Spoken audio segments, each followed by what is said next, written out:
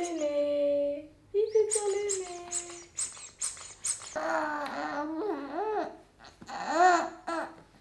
Tu parles?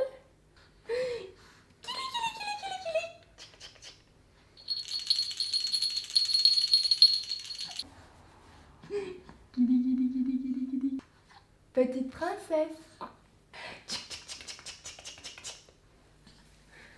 Vous l'aurez peut-être déjà deviné, je vais parler dans cette 4e vidéo de l'amour. Nous l'avons bien vu avec Lulia, nous sommes des êtres d'interaction.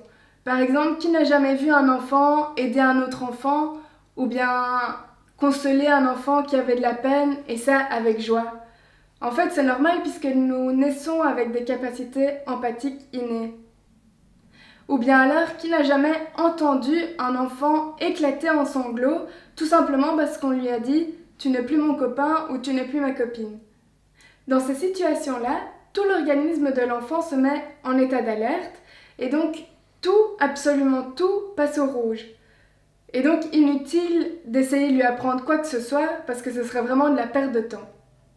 Alors que c'est tellement simple de créer un environnement chaleureux, bienveillant, parce que quand l'enfant se sent aimé, considéré, sent qu'on a confiance en lui, alors tout, absolument tout, passe au vert. Même au niveau de sa santé, par exemple, le rythme cardiaque de l'enfant s'apaise, son système digestif s'optimise, sa pression sanguine se régule. Et aussi l'estime de soi, la confiance en soi, le sens moral, la capacité à prendre des décisions appropriées, tout ça se renforce. Et évidemment, au niveau des apprentissages, l'enfant apprend beaucoup plus facilement et rapidement tous les apprentissages comme les mathématiques ou le français par exemple. Et cerise sur le gâteau, dans ces situations-là, le cerveau de l'enfant libère de la dopamine, l'hormone du bonheur, et ça lui donne des ailes et évidemment l'envie de recommencer. À l'école du dialogue, chaque enfant suit sa propre curiosité spontanée et avance à son propre rythme, ce qui fait que sa motivation est vraiment intrinsèque, intérieure. Et évitons de donner à l'enfant des motivations extérieures parce que, sans qu'on s'en rende compte, ça casserait véritablement l'élan spontané de l'enfant.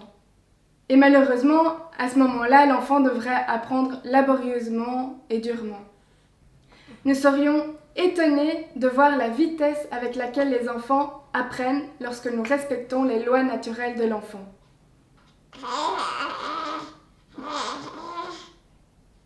Tu as raison, Lulia. L'amour nourrit véritablement l'excellence. Mais comme j'ai déjà assez parlé, je vous expliquerai dans la prochaine vidéo pourquoi il est super important de laisser l'enfant apprendre une certaine matière au moment où il le désire. On se voit dans la prochaine vidéo.